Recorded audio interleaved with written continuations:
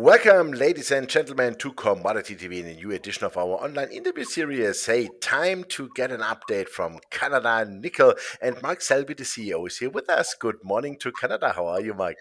Good morning as well.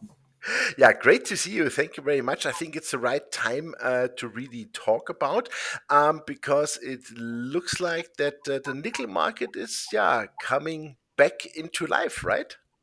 Yeah, so unlike all the doom and gloom in December and January, which was classic, what happens around a capitulation moment. Mhm. Our forecast at the beginning of the year was that we're going to see prices move higher post Chinese New Year, started by a restocking in the battery cycle. And that's exactly what's happened. We've seen nickel prices go from about 15,500 a ton, to over 21,500. Mhm. So almost 40% move. In the last 2 months here, the price is now higher than what we needed for. We used in our feasibility study, Mhm. and again, I think reflects the fact that the market is a lot tighter than a lot of commentators are saying. Jim Lennon, who's kind of the leading street analyst on nickel, actually does his homework. He traveled to China at the end of February and found out they were undercounting demand by about 150,000 tons. Between a bunch Oops. of stainless steel production and high nickel alloy. And so, this sort of whole thesis of, there's a massive amount of nickel surplus lying around, basically just blew up. He put out another piece this morning, saying from his view, the market's, largely balanced, from here going forward. And so, as I said, we need prices in the 21 to 22,000 range. And the big plus here is that battery producers in the West want to have Western supply, and Mhm. Canada Nickel and our Crawford project are one of the few people that can deliver nickel before the end of this decade. Exactly. So do you think this is now more sustainable, that market move? Because it looks to me a little bit like that really everybody has underestimated the market. I mean, everybody told us in copper for this year surplus. Oops, all of a sudden it's a deficit. Now it looks like nickel is moving also into a deficit. Silver, not to talk about, crazy deficit, and so on, right? Yeah, no, I think there's a couple sort of short term factors and long term factors. So, in terms of again, my forecast for this year was bounce back after Chinese New Year, but we wouldn't get to 20,000 before the end of the year. Got there 7 months early. Part of that, part of what's happened to some of the other metals. Copper's going through a bit of a short squeeze in one of the markets, but fundamentally, we really didn't have much of a supply response during the last cycle because the big mining companies controlled most of the good projects. They had done a very bad job managing projects earlier, and so their shareholders said, "Give us cash, don't do new projects," and that's what they did. But we find ourselves, and again, just for your listeners, one very very key fact. Normally, and I think this underscores the structural issues that we've got across a range of the mined commodities. Normally, when the US dollar is close to a trade weighted high, US dollar commodity prices are close to cyclical lows. And this, as much as we've just said it, I think now copper hit $5 a pound on the LME today. Um, and took out the prior highs. But the prior highs were in 2006, 7, 2010, 11. And in both those cases, in terms of, commodity currencies like the Canadian dollar and the Australian dollar, both of those currencies were at par at that time. So in terms of Canadian dollar pricing or Aussie dollar, 450 copper was 450 copper.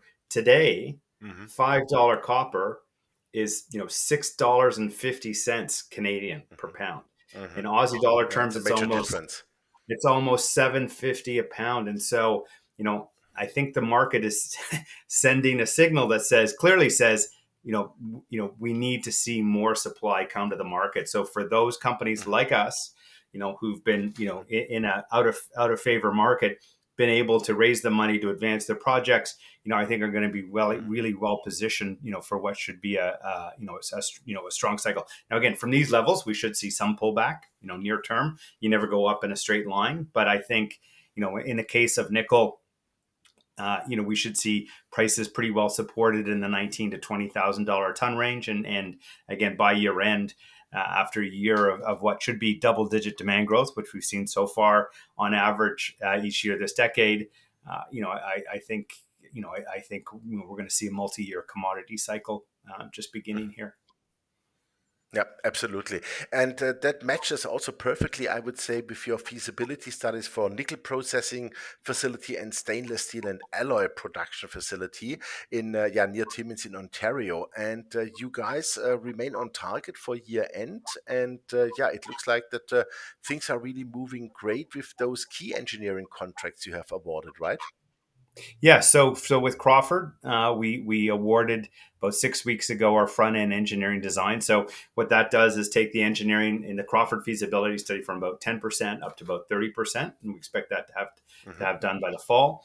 And then in terms of our downstream plants, the other big opportunity right now is if you look at pricing across a range of commodities, not just nickel and stainless steel, but you'll see in North America there's a real premium that's there, and that's because there's a shortage of processing facilities that can take that first production from a mine and then turn it into something that downstream consumers can make. Governments want to fund a lot of that, and so that's a key reason for why we announced that when we did. And we see there's a big market gap, that'll help create even more value for the company, and we're on track to have those feasibility studies completed by year end. Okay, super. So then we can look forward to that. That's fantastic. Let's switch shortly to Reid, to the Reid property, Yeah. because this is a property which is, I think, almost 2.4, 2.5 times larger by now than Crawford. And Crawford was already fantastic when you discovered it and moved it forward. So to me, it looks like now Reid is like Crawford and steroids because, things are really moving fantastically there, right? Yeah, so one of the things that we've been talking about is Crawford, by different metrics, is the second largest nickel reserve in the world, second largest nickel resource. And for those of who've been following the stories, we assembled a land package with a target geophysical footprint that's 25 times the size of Crawford. And as you pointed out, Reid is one of the bigger targets. That's we have 11 targets that are actually larger than Crawford, including Reid.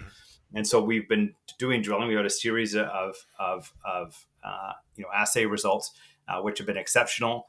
We also released some metallurgical results on another property. Because again, once we've got the engineering Mhm, done on Crawford, the thesis is these deposits are all mhm, similar enough that you can cut and paste that same engineering in terms of process plant design and site development and so forth, and just roll this around the district as we roll around and drill these resources out. And at the beginning of the year, Agnico Eagle backstopped what was a $35 million flow through raise for us, and which we need to spend on drilling this year. So, in mid February, we held a conference call on our exploration plans, and our goal is by this time next year to publish 7 additional resources in addition to Crawford. So we'll have 8. 8 new discoveries, 8 new Whoa. resources, and then an additional 6 Uh-huh. new discoveries on top of that. So we really are unlocking what we think is an entire nickel district, which not only can produce large volumes of nickel, as we've shown in the Crawford feasibility study, but also they're hosted in rocks that have this wonderful property where they spontaneously absorb CO2, which would also make Crawford is will be one of the largest carbon storage facilities in Canada when it ramps up. Yeah, which will give you in the future a lot of additional cash. Yes, potentially, for sure. Yeah, in terms of the way we choose to Absolutely. monetize that, for sure. Yeah, definitely. So when I hear the story now, it looks to me like a little bit that you can do like a hub and spoke strategy there, right? Because you can say, hey, we do one big main processing plant, and then we have like Reed, Man, Crawford, etc., all those projects, because they are quite close together, aren't they? Yeah, they were relatively close. So for downstream processing, yeah, all of those, those projects, if everything works out the way we expect to or hope to, they'll all end up feeding, a much larger downstream processing. But the nature of the deposits themselves, that first stage milling, we'll have a big mill basically, at each one of those areas, based, if the resource comes through based on the footprint that we see. And again, since 2022, we drilled nearly 200 holes, and we have a 94% hit rate in terms of hitting the target mineralization that we're expecting to drill. So, We still have to do the drilling. It's still exploration, so there's some risk. But we've got a very good Yeah. geophysical model that we're using to target these resources. hmm I have a question. You had at Reid, for example, that the new best interval, I think it was from 6 May, you had 687 meters of 0.27% nickel. So Yeah. 687 meters, not that one open pit I know going that down. How would that work to exploit? Oh, there are actually there are some very big open pit mines. So Crawford itself is designed to go down to 650 meters, and there's probably Really? half a Wow. dozen to dozen open pits globally that go down as deep as a kilometer. So the mineralization that we Oh. have continues. We have yet to hit the bottom of these deposits, and we drilled Yeah. a couple kilometer long holes at Crawford. We haven't done that yet at Reid, but as we move forward, hmm we'll look to poke a couple of those in too, just to see how deep this Super. mineralization goes. Okay. You also just exercised the main property option with Noble, Yeah. and you have now acquired, I think, 80% interest for 11,000 hectares, also really little property. So that you have that now also in your backyard. You have really secured that. And then you said you achieved in the initial metallurgical tests, you had big success with overall nickel recoveries of 58 and 59%. Can you please comment on that a little bit? Why is that already so positive? Yeah, so the key piece there is, we've got a Crawford flow sheet now that we've used, hmm and all of these ultramafic deposits, they'll have some, there'll be some slight differences, but our view is 80% plus of what we've designed to process the Crawford ore, we should be able to reuse at these different projects, and so. We did it on the Reid deposit about a year ago. Took some initial, higher grade samples. We just want to make sure to see if it works. And then as we go out, we'll test a broader range of outcomes. And the same thing now with Man. We took some higher grade, better mineralization samples and put them through and got excellent recovery. So quite happy with what they're seeing. And again, in terms of confirmation of being able to roll out what we've done to Crawford across what could be a very very large nickel sulfide district, it's very very encouraging to see those initial results. Okay. Could you then process that also in the same facility, or do you need several? Do you need another facility? Because I could imagine to get nickel, cobalt, iron, and chromium, that is a slightly different process. No, it's the same milling process. The key is these plants, Okay. because these are low grade deposits, they're all going to be fairly big. So Crawford starts at hmm 60,000 tons of ore per day and gets doubled up to hmm 120,000 tons.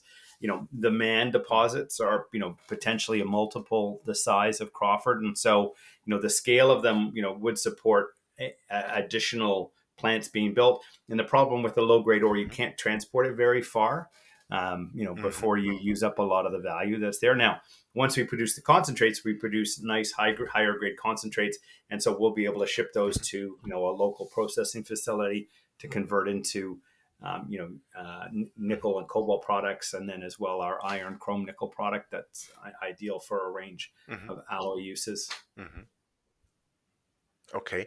Um, so Noble has still 20% owned. Is there, yeah, let's say a thought that you might buy that also, or will they say, no, we stay with that because we see the potential? Yeah, no, I mean Noble had the property originally, and so we had signed an option and joint venture agreement with them back, I guess, about 2 years ago, which we've now completed the ability to earn into 80%. Yeah, and then going forward, we'll hmm see how Noble wants to participate in terms of the financing of the drilling in that area. But from our perspective, we've got a path forward to keep control of that asset, and we'll move it forward, through the drilling this year, and we'll see what happens in the future. And then the rest of the properties are generally 100% owned. So the other hmm 20 plus 19 plus properties we have in the portfolio, because there's three of them that are in Man. So yeah, no, Yeah. we're in great shape, and with the funding from Agnico, we can do it. We can really unlock a lot of that value during this coming year. Okay, super. Let's go to the end of the interview a little bit more on the bigger picture. Yeah. I think you touched already on it in the beginning. You want to be in production latest by the end of this decade, right? Because it's a huge investment. Yeah, we're targeting actually to be in production by the end of 2027 with Crawford. We should have Hmm. our permits by mid next year. We'll complete another major milestone this summer when we file our environmental impact statement, and that puts the government on the clock to come back with an answer overall on the permit. So we remain on track for mid 2025 receipt of permits.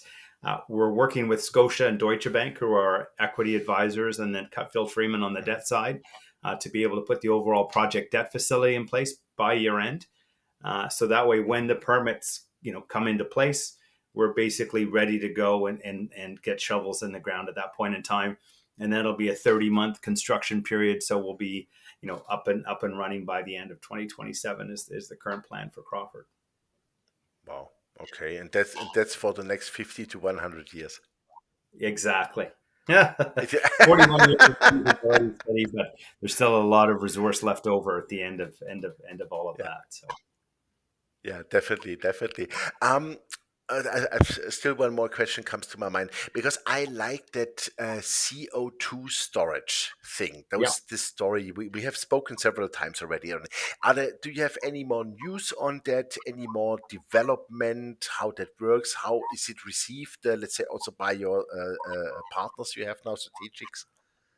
Oh no, it's we're one of the few companies that's got three majors. We've got Anglo Mm-hmm. American, Samsung SDI, Yeah, who's a large battery yeah. producer, and Agnico Eagle, who's Canada's largest mining company in the story.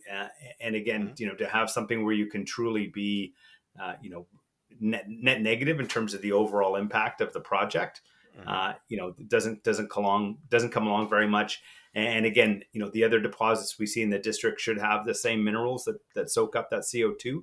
And so, what we're talking about with the government is really looking to create opportunities for an entire zero carbon industrial cluster in the region to build on the capabilities that we're going to be able to add, and the politicians are very very excited about that. So in terms Mm-hmm. of government funding for the project, very much very Mm-hmm. supportive, and very much looking forward to seeing by the end of this year where we Mm-hmm. end up in terms of what that overall package looks like. Okay, super. What could you expect in those government programs? I know, for example, in the US, if we look at Ioneer, for example, Thacker Pass, I think they received like, what is it, like 60% as a subvention, and the rest was a super large credit and stuff. Yeah.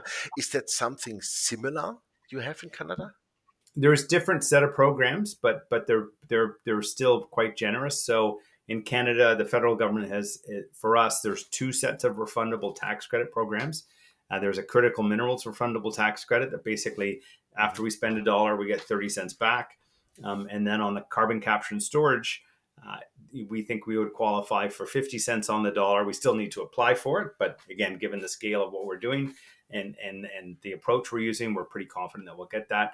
So just those two refundable tax credits alone, for the first phase of the project, which would be just under $200 million, just those two programs alone, equal over $600 million US of funding Wow. that'll come from the government. In addition to that, there's a bunch of other one-off programs, both from the Canadian government, the provincial Hmm. government, and also the US Department of Defense that we think will qualify for. And so, Hmm. uh, again, very, very excited. And again, this is really, a once in a generation opportunity to build Hmm. mining assets where the government is going to effectively give you a pile of free leverage to be able to make it happen. The fact Joe Biden, put a huge range of tariffs, on products this past week from China.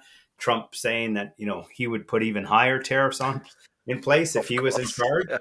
Yeah, is I think really speaks to the opportunity. Again, this is one of these opportunities. We're going to build assets that will last for 40 plus years, and we Hmm. get to do it with a bunch of effectively free capital from the government to help make that Hmm. happen. Yeah, which makes really sense to me. Super. Mark, thank you very much. We look forward to your drill results because my feeling is the next weeks and months will be very interesting. And yeah, Thank you very much for the update. That's fantastic. I know why I'm a shareholder. Thank you. Take care. Thank you. Yeah, ladies and gentlemen, that was Mark Selby, the CEO of Canada Nickel. You heard it. This is, yeah, the second largest nickel project here. With, well, it's not only one project, it's really a bunch of projects in the world. And it looks like it is on a fantastic path. A lot of catalysts this year, and things are really moving forward. And I would really suggest you have a look, because this is the next 50 to 100 years production in the heart of Northern America. And the North American industries, they need those products, they need those resources. So, from that perspective, have a look, check it out. Canada Nickel, I'm in already. You should really consider too. Thanks for watching us, and bye bye from Switzerland.